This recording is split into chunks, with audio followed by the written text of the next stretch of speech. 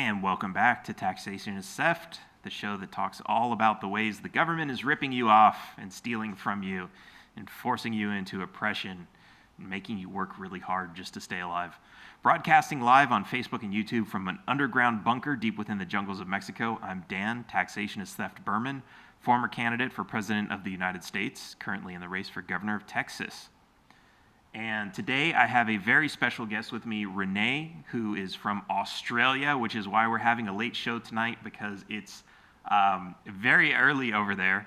Not too early now, but would have been extremely early at our normal time, so forgive that.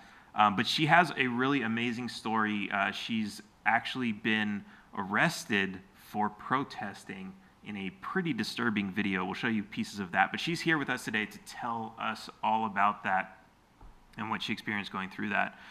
Before we get started, of course, I want to take a quick minute to ask you for your support with this podcast and everything else that we do, spreading the word that taxation is theft all around the world, including Australia today, of course.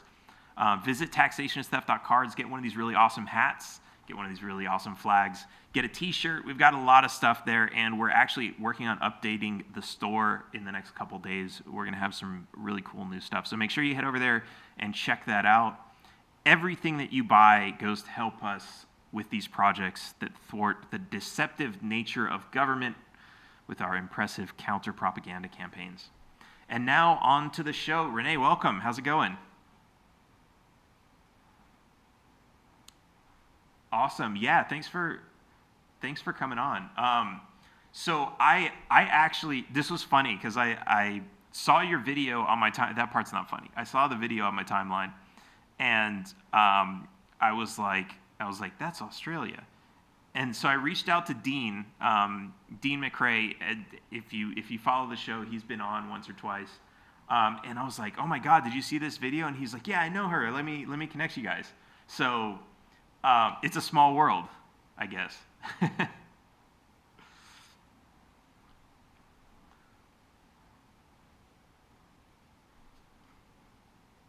My name's Renee Altakrity. I'm in Sydney, Australia.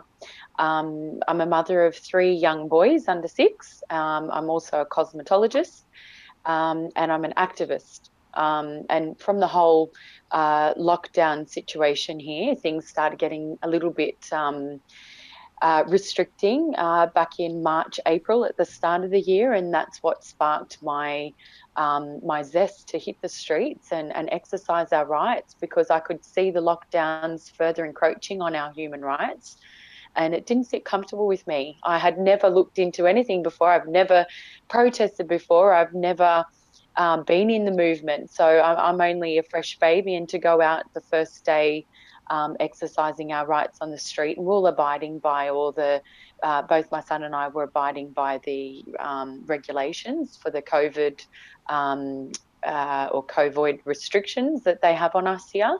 And yeah, a couple of things that happened. I was standing in truth. Once approached by a police officer, I didn't want to give my details because it was confirmed I wasn't actually committing a criminal offence, or I wasn't doing anything wrong. So the police officer didn't like that and detained me, ripped my son from my arms. I'll leave it up to you, Dan, to brief everyone on the video. Yeah, it's so you said this is the first time you've ever got out and protested, and this was really just so. And this is interesting because I say this all the time, and I can't really confirm it because I haven't talked to 7 billion people, but or I guess I haven't talked to everybody who's at least woken up to this so far. But it seems that most people aren't really willing to get out there and protest until like something snaps. Like you really have to, like the small things. It's like it's just kind of like it's not right, but I'm not going to do anything about it. But it's like when something big happens and it really impacts your life, that's when you kind of want to get out there and actually do something about it. What way did I guess did this impact you that made such a big that made you kind of hit that point? Well, I think it was basically, and I'm guilty of actually feeling quite worried about the virus when it first hit the shores of Australia, to a point where my husband was visiting his father in a hospital with a heart condition. I was actually forcing my husband to, antiseptic everything and sterilize everything when he'd get home from the hospital, even down to, making him get undressed outside and showering straight away. So I was actually really worried about it at the start by just listening to the news and following the mainstream narrative. But something sort of what happened was I was actually booked to go back to Queensland, which is another state, and they'd restricted the borders. So for someone to tell me that I couldn't now visit my own family while I was actually quite healthy and showing no signs, and I was quarantined in my own home, yeah, to have those sort of restrictions imposed on myself when I was healthy and my family. So for them to say that they couldn't, my children couldn't visit their grandmother or their cousins. My sister had given birth as well. So a lot of things actually triggered within me that, hang on, why are they telling us we're healthy? Why are they trying to impose these draconian laws upon us or legislation upon us?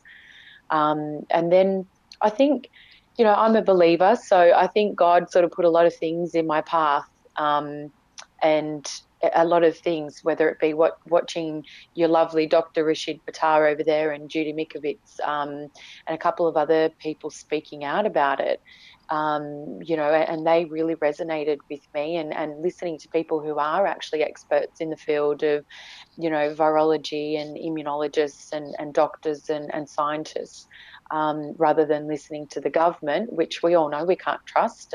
There's a lot of deception happening from the government in all countries, um, on all levels. So, yeah, I just thought to question that, and I'm glad I did. I mean, it was unfortunate what happened. I then decided that, I wanted to take to the streets and exercise my rights, still following their restrictions and guidelines. So I just had my son and and there was, I think, about 20 other people in the street on the same day.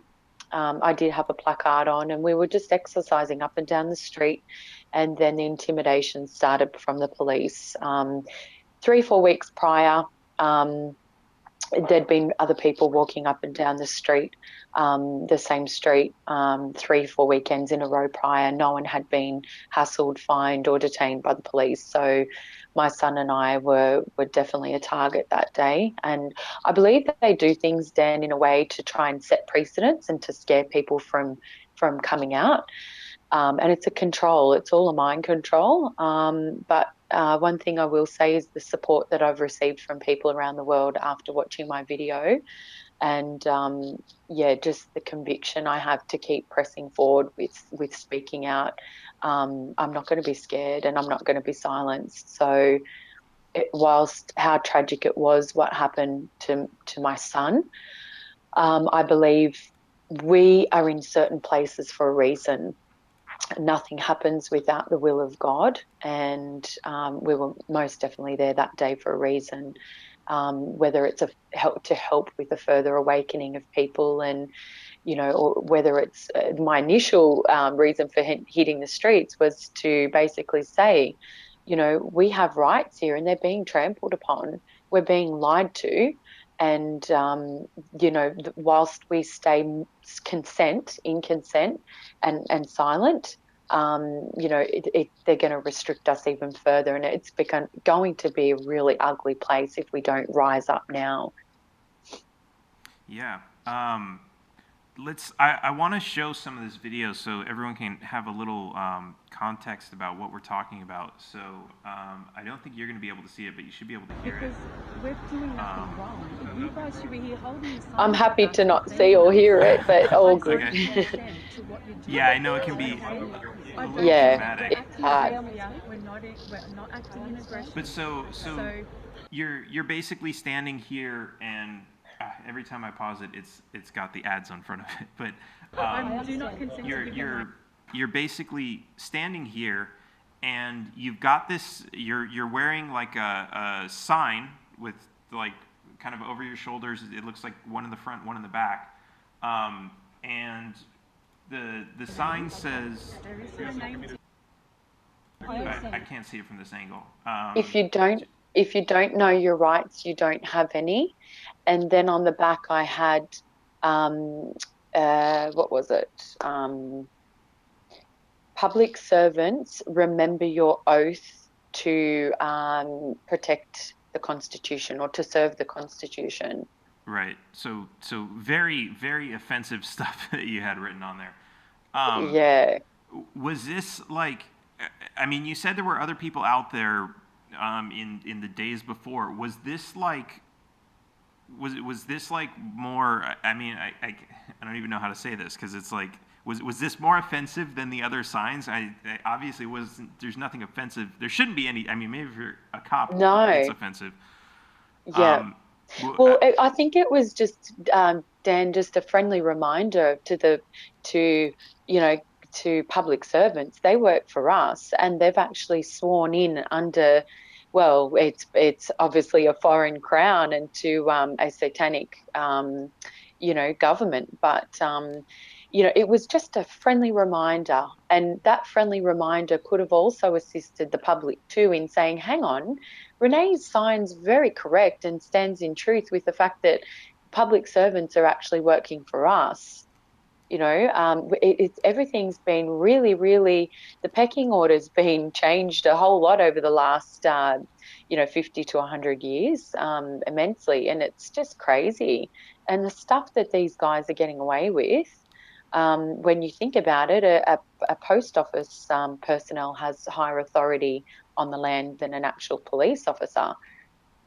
Police officers basically have the same authority as a Bunnings security guard. So when you think about it that way, I mean, the police officers are serving a corporate entity. All of our, Victoria Police, New South Wales Police, Queensland, etc., they're all actually private corporations with their own ABN numbers. And, Right. They're operating under a foreign crown. If you look at their badges, it's a foreign crown. I mean, the Queen hasn't existed here in Australia for God knows how many years, whether or not she actually lawfully really did in the first place. So yeah, the signs on my placard were just a friendly reminder. Remember public servants who you're supposed to serve, and then for the people, if you don't know your rights, you don't have any. And I think that's been a big problem here. We've all just blindly followed. We get pulled over by the police, we get absolutely harassed by them when we've committed no crime, and we all so easily voluntarily abide by their demands, and their demands are actually encroaching on our human rights. Right. Yeah, it's this is really interesting because it's I mean, here in the U.S. it's I know I say that as I'm sitting in Mexico. It's interesting because you have generally two different types of police. Like at the local level, you have your sheriffs who are elected, and then you have your police, like city police, and even then, most people don't really recognize the distinction between the two of them. The sheriffs are always elected and generally held more accountable to the people because you can always vote them out. But when it comes to the city police, police chiefs are usually appointed by mayors. They take orders from the mayor, right?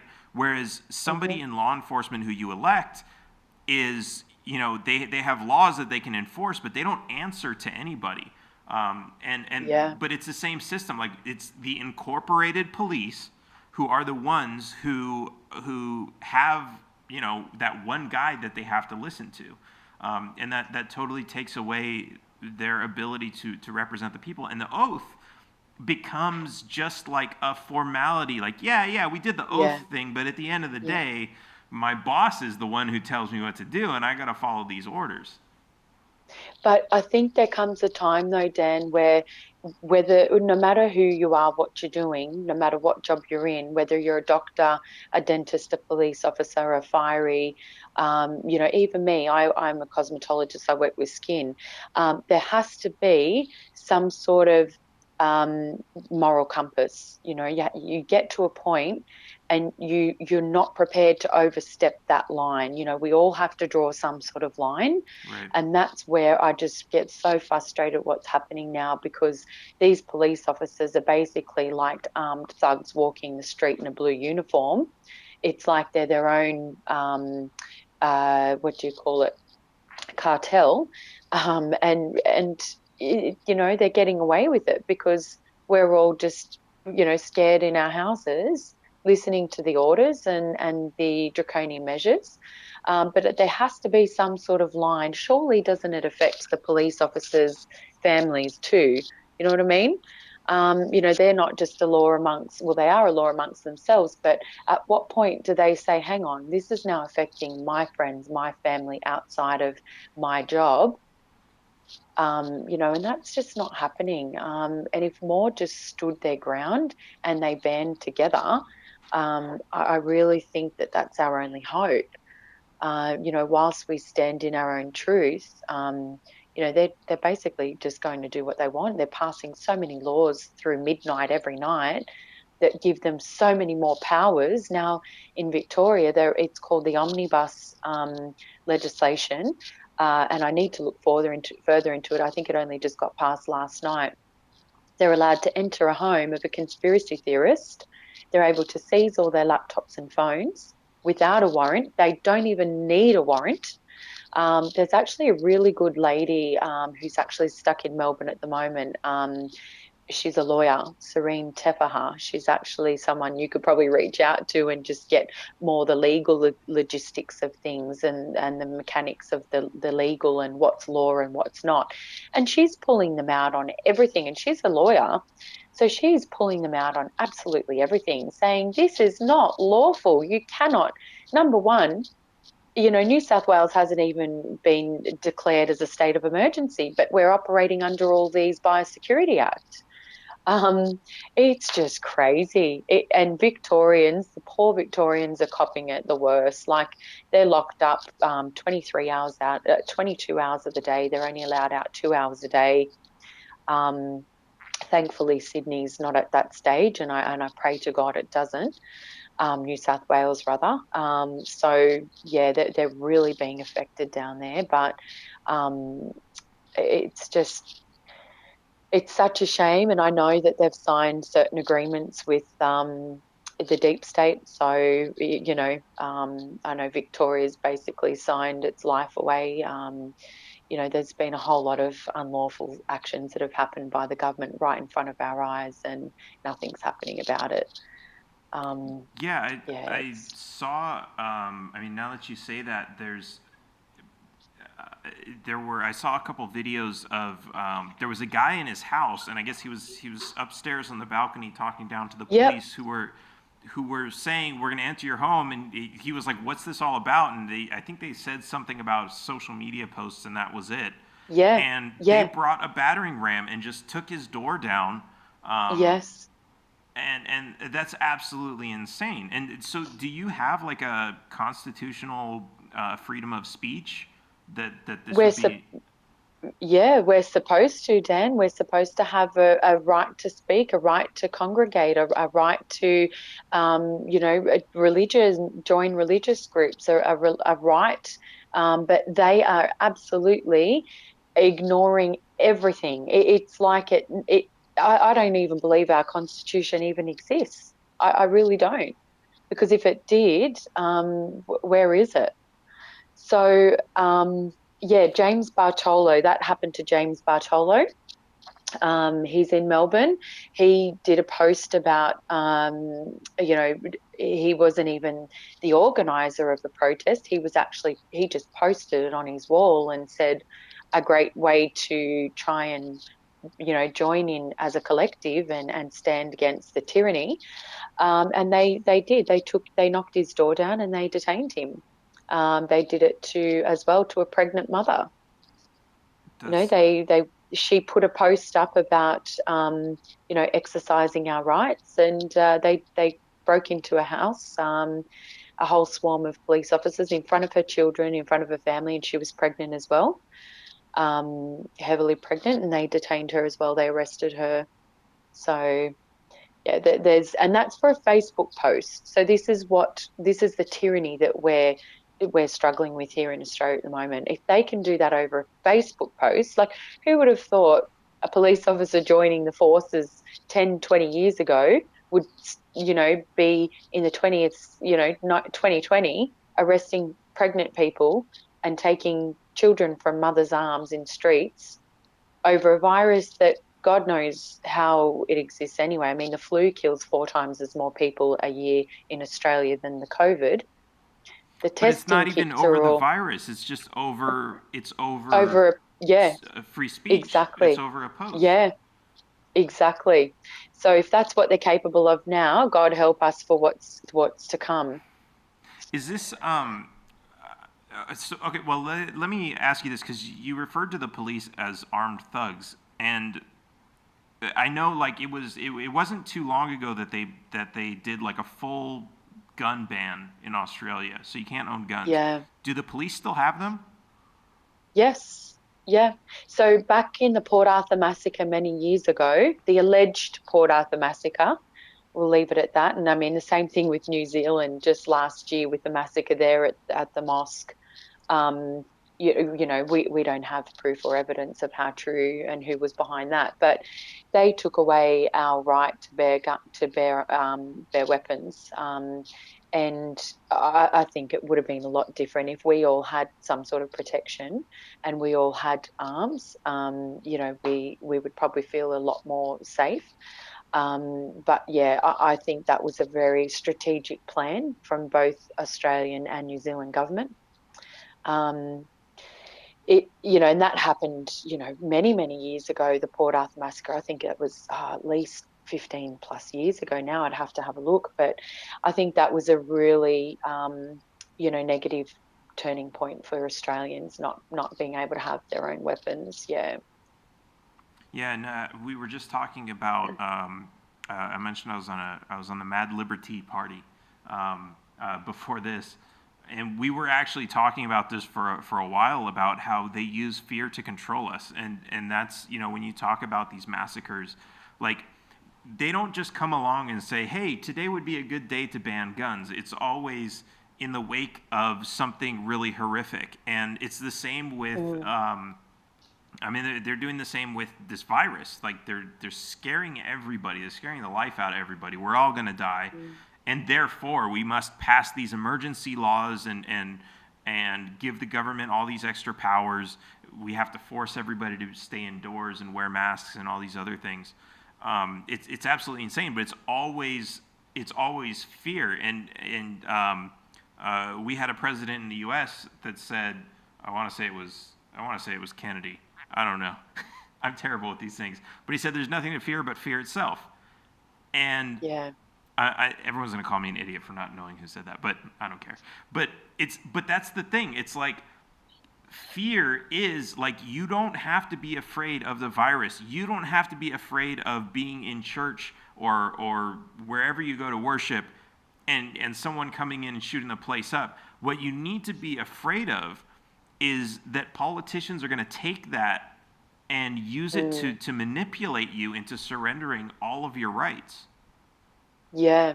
Well, And I try and steer away from the word fear, even being fearful of the government, because then that's giving them the ultimate, upper hand. I always say be wary, be very wary, and try and not live in fear because you want to carry high vibrations. You want to, assert your authority. And I think it's all about just being a united collective and standing together and just not stopping until we actually win. Um, whether that happens sooner rather than later, I hope so. I don't know how it's going to happen, but we have to know that fear can't conquer. When we have to be wary, keep our wits about ourselves, and I definitely there's a saying actually getting around. I mean, it's in many songs as well. I'd rather stand and fight than to live on my knees. And that's what it comes down to. It's what are you prepared to do in order to safeguard not just the present time now, but the future, our children's future. We need a massive reset, Dan, a massive reset, starting all the way from the top. I don't have the answers. I wish I did, but I know there is some incredible and intelligent people working on so many things right now in many different facets of serving notice on the governments, whether it be cease and desist notice and, and there's a whole range of things. It's not just the virus, it's everything else. It's the, freedom of medical options. They're talking about forced vaccines and 5G towers are going up everywhere. And I mean, where's the safety of it? I don't know too much about the other things, but I know that the public definitely hasn't been confided in on all these other issues. And there's just corruption. It stinks of corruption, and all over it, all over everything that the government's involved in. There seems to be so much corruption. So a massive reset is definitely needed. How that happens, I don't know. Right. I want to show a little bit more of this video, just so everyone can see how crazy this is. I mean, I'll kind of point a couple things out as we go. Have a beautiful day. Yeah. Thanks. You have to do this. Thanks very much. It is, because it's these our guys, right. they're doing their jobs and look what they have. So you're being completely peaceful. That's what I'm teaching them. You're Yep. not, Speak with honor at the end of the night. some people yell at the police. You're not doing any of that. I'm here fighting Yeah. for not just myself and my kids, but for your children too. That's right. So thanks, guys. Have a good day. I'm going to keep walking. So you told them have a good day, and you started walking. Yeah, I walked off actually. Yeah. Why is she under? And then it looks like the video stops, and then the next thing we see is they've got their hands on you. What kind of happened in that In gap? between. Yeah. Yeah. So when they approached me, she said, I'm of the belief that you're not abiding by the COVID, whatever she was trying to say. And I asked she asked for my details, and I said, well, have I committed a criminal offence? She said no. I said, am I being detained? She said no. I said, oh, well, okay, I'm free to go. And she was like, close the book, very frustrated, as you can see. I can't actually see the video that you're watching. I know that a couple of the media outlets cropped it and cut it the way they wanted to. Right. So whether you've got the whole live one there, I'm not sure. And then basically I kept walking with my son for another 15, 20 minutes. I think we did 2 more laps up and down the street. We were actually crossing the road to go back to where our vehicle was parked. You could even see me crossing the road, and I was pulled back up onto the footpath or the sidewalk and grabbed by the arms, and then she said, I'm arresting you. She was actually in the first video saying, I'm asking for your permission to arrest you. Like I'm going to give my permission for you to arrest me. So she had nothing on me. She was clearly just she was clutching at straws in every which way she could. I think the main guts of it is that, Dan, is that I possibly could have put her on show in front of her. She was a 3-star ranking officer, and I think that she felt like maybe she was put on show in front of her lower ranking officers, and then I became a target in her eyes from that. You could see that she actually made a phone call after I kept walking, and then she came in as I was crossing the road to go back to my vehicle. So I was leaving the actual street and crossing the road to go back to where my car was parked. That's when she grabbed me. And the actual infringement notice that I got was failed to comply with the COVID direction. That can't even be broken down. I mean, it's so broad, and it was $1,000. Doesn't it have to be like I can't imagine that that's okay. So Australian law, I'm sure, is some derivative of like British common law to some degree, right? Yeah. And so they have all kinds of doctrines about laws being too vague. So you can't get a citation just for not complying with COVID. Like, they have to say you weren't wearing a mask, you weren't standing within 6, like nothing. Was there any detail like that? I was not told, I was not verbally told, I was not given in writing any particular instruction that I can, to my recollection. None of the video evidence I have, nor any of the video evidence that other people have, has anything on it, whereas I've been asked to leave or I've been told that I'm not allowed to be on the street. There is previous videos from Victor Tay, who's from Exercise My Rights. He's actually got footage of another main officer saying, yeah, you can keep walking, but just make sure you maintain your distance from each other and you're not gathering in groups. So he actually gave us the okay to be walking. And again, 3-4 weeks prior to that, there was other families and individuals walking up and down the street with no dramas at all. At no stage was I ever told, Renee, I've now observed you for the last 20 minutes or half an hour, whatever the case may be, breaking the 1.5 metre gap, or, your masks aren't mandatory here anyway. So yeah, and I was there with my son, so he was from my household, so that's all working within their directives. But reiterating, they are actually just directives, rules and regulations. It's not law. So if I choose at any point in time that I don't, I'm well and I'm a good judgment of character within myself, I know myself, if I wanted to exercise down the street and walk alongside with my son, and I'm not causing injury or harm to anyone, there was no reason for them to detain me. And then, a couple of people said, if you just gave your details. But I already confirmed that I wasn't actually committing a criminal offence.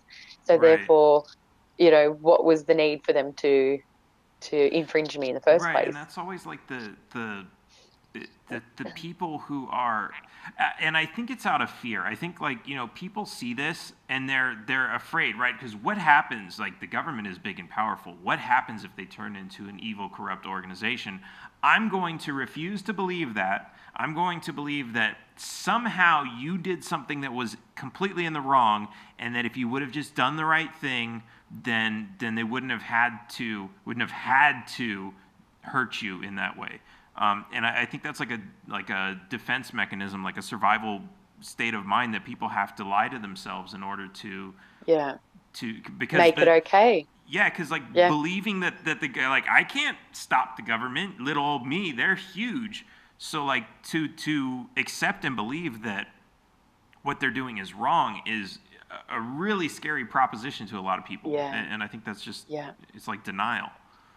Yeah, absolutely. Definitely. Okay, I wanna play this a little bit more. And sorry, I know it's terrible. I can't actually see it or hear it, so it's actually quite good. Otherwise, I'd have my tissue box here with me now, so it's quite good. If you just walk me through what you're watching after, if you want to ask questions. Yeah, so there. It looks like you've got one officer on each arm, and your son's there, just holding onto your hand and screaming. Yeah.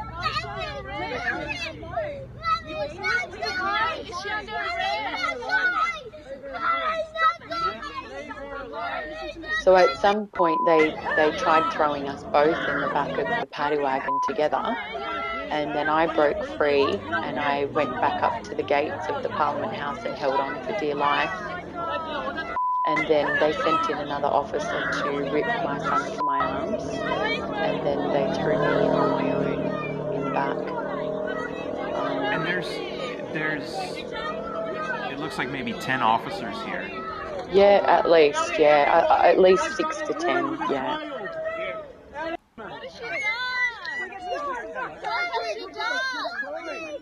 People are screaming, "What has she done?" Which is, they usually, and I know this is usually the that's kind of, it's funny. It's I don't know what you would call it. It's a double standard, I guess. The police are always asking us, they're asking you for your ID, right? Can I have your information? Who are you?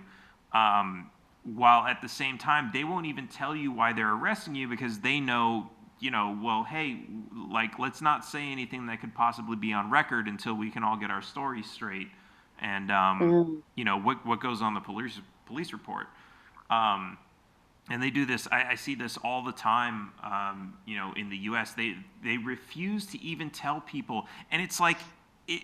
It seems like not a big deal because, like, while people would look at this video and be like, well, if she would have just, whatever, then none of this Yeah. would have happened. Well, if the police would have just said what they were arresting you for, then you might have said, okay, well, if that's what you think, then okay, fine, I'll go with you and we'll take this to court. Um, might not always go that way, but at least Yeah. you could say that. But if the police are Yeah. not even saying what they're arresting you for, it's like you have no right taking somebody, because as far as that person is concerned, in my opinion, that person has the right to that is an illegal arrest if you can't even tell them what you're arresting them for, and that person has the right to resist whatever it takes, and even Yeah. if that means harming the officer. No offense to Yeah. anybody from the government who's listening, but because I mean, realistically, like, what is that? Like, I mean, you could It's be, assault. It's actually assault, and it's armed abduction, really. yeah, They've kidnapped my son and I because they had no I already confirmed that I wasn't committing a criminal offense. I think then at the end of the day they were so desperate to just write a you guys call it citation, we call it an infringement notice. They were so desperate to give me a citation based on all these COVID rubbish laws that they couldn't even back up because they never told me that I had to leave the street. And even if they did, they would be unlawfully asking me to leave a public place. I have a right to be there. I am, a living woman of Australia, and I have a right to walk in whichever street I choose. I'm well. I don't need to be quarantined. My son was well. And at the same time, we also have a right to be exercising, and we were exercising our rights. At no stage did they actually say, I believe if you go back to the common law, as you're saying, if we're following the kind of United Kingdom concept, you can't detain someone for not giving their details unless they have committed a criminal offence, and that could be theft, damage to a person or a person's property. Then was that necessary? What they did to me following an actual, just a COVID direction, yeah, it's just insane, and I think, from both sides, people would say, oh, the police officers should have known where to end that and they should have just let it go. Was it worth the $1,000 fine that I'm never going to pay anyway? Was it worth it? Or was it, and then on my side of the fence, a lot of people say, well, why don't you give your details? Well, I'm not going to enter into a contract with them because that's what they want. They want you to enter into a contract. They're a right, private corporation, and they're trying to raise revenue, and they're not getting revenue from me. I'm not giving them my details, and they need your details in order to raise revenue. And that's where I was standing in truth that day, and that was my whole purpose for going and taking to the streets, was because we have rights, and you already confirmed with me that I wasn't actually breaking any laws. So they just took it that whole step further, and I think that's just a sign of the capability of these people, Dan. Like, if they're capable of that, they're capable of a lot worse. And it's not until someone's actually affected directly that they realize, what the hell have we gotten into here? How far down this dark hole have we actually come, and what's now required to get out of it? right.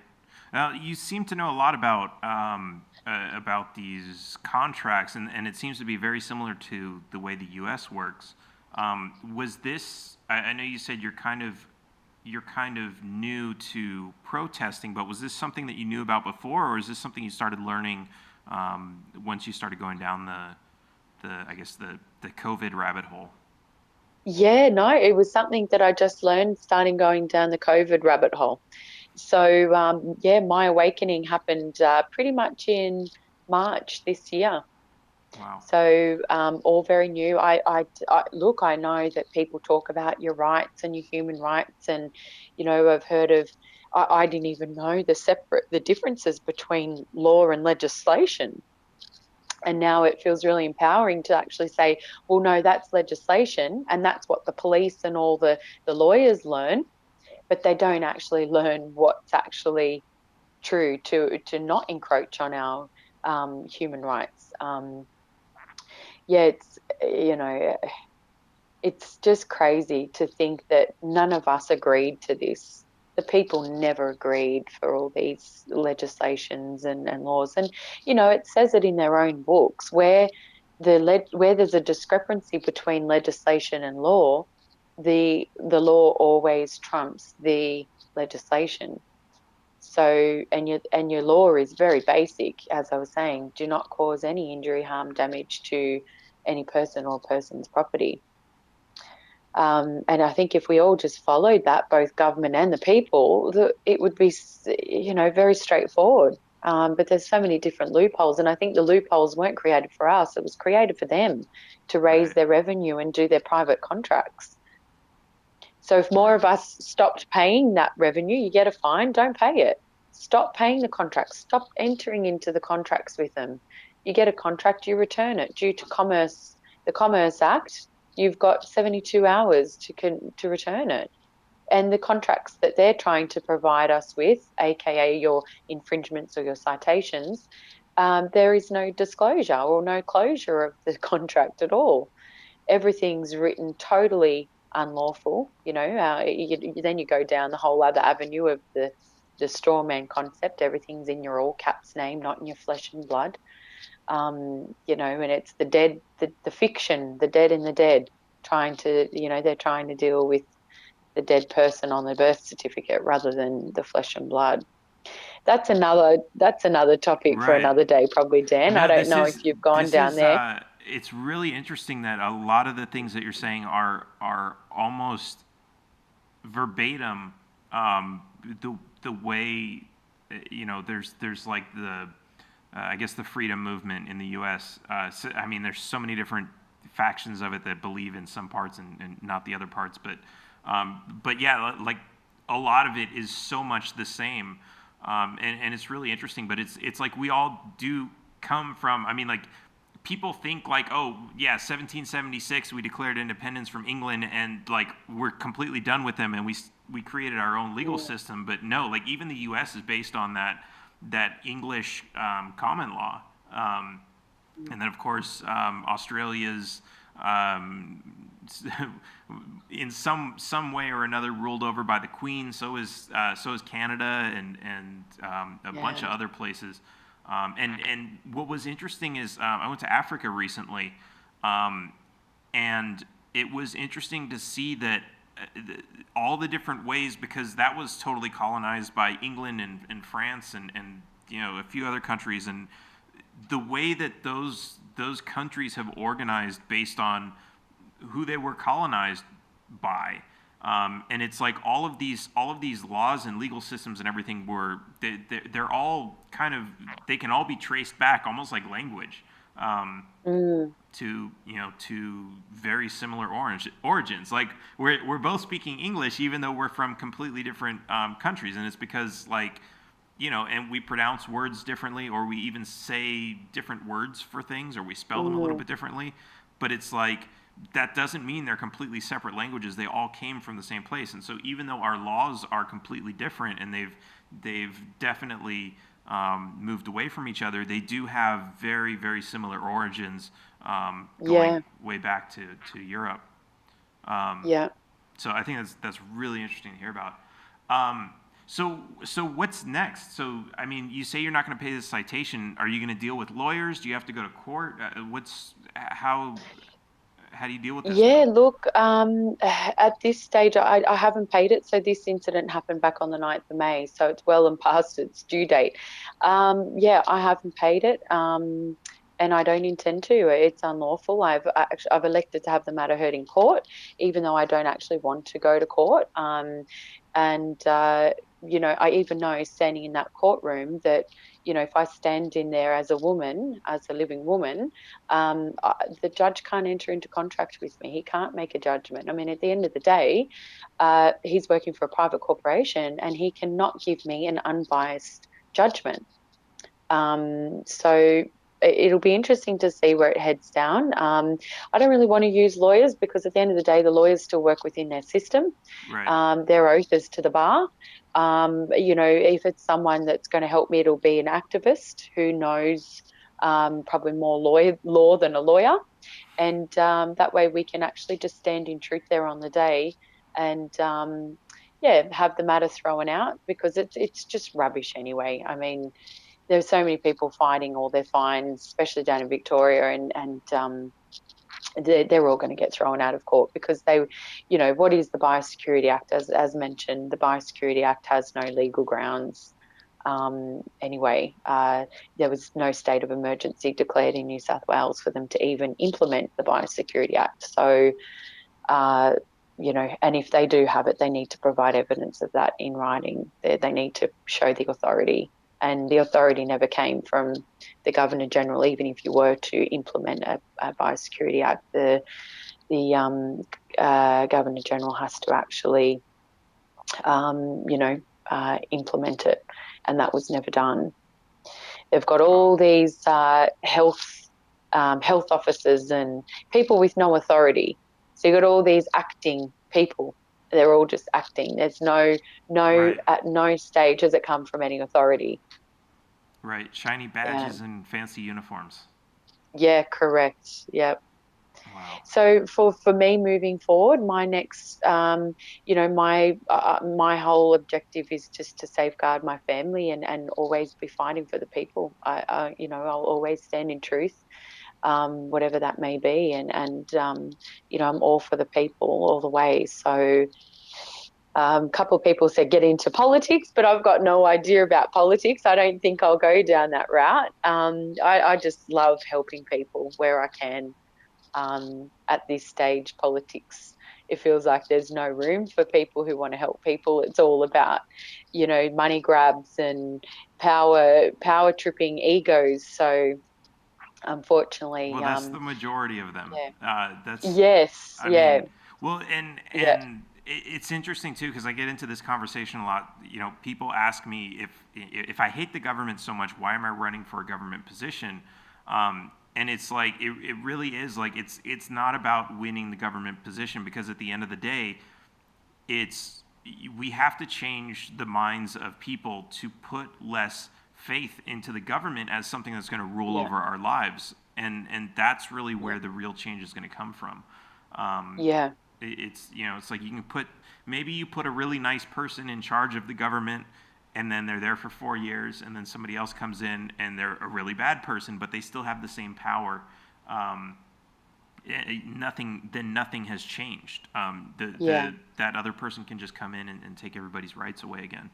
So I think that's super important. Our change has to come within a transformation or an education of us as people.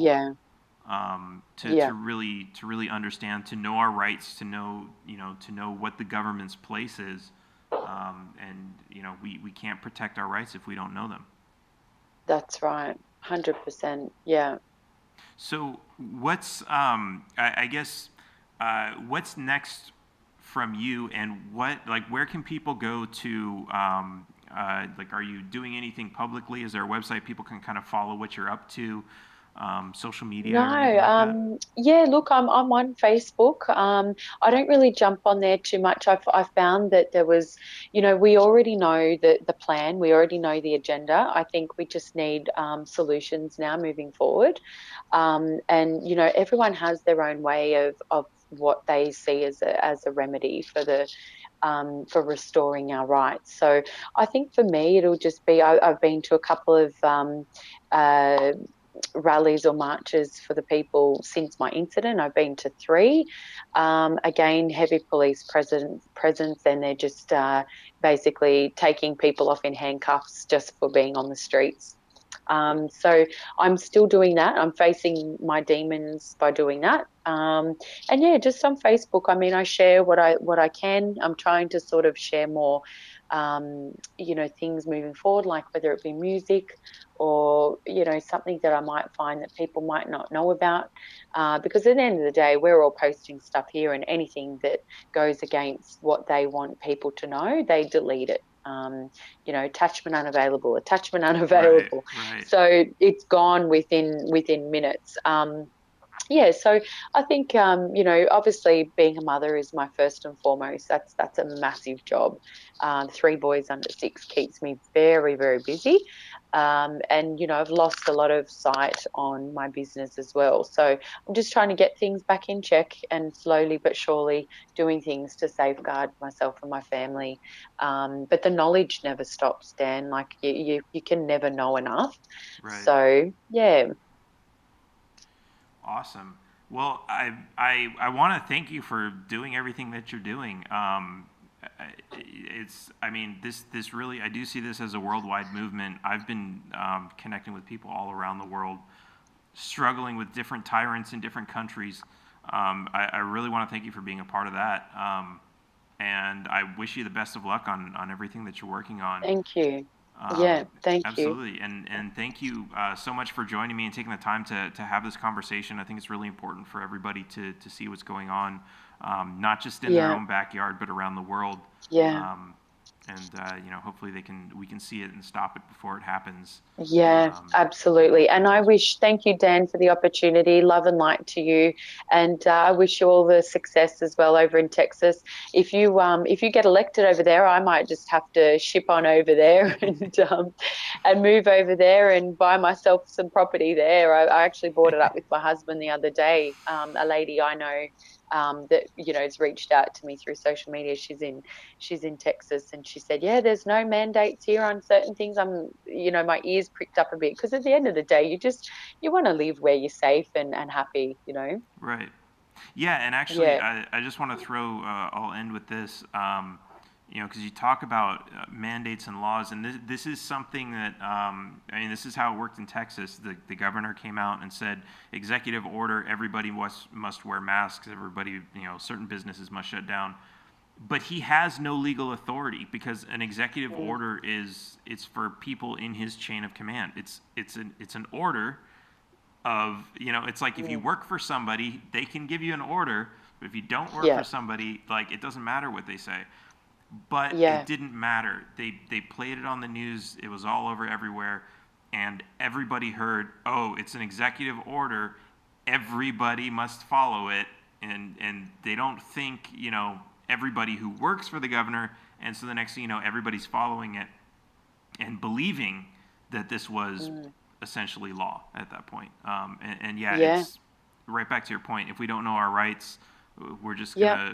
gonna cave in and do whatever they tell us. Exactly. Yeah. Awesome.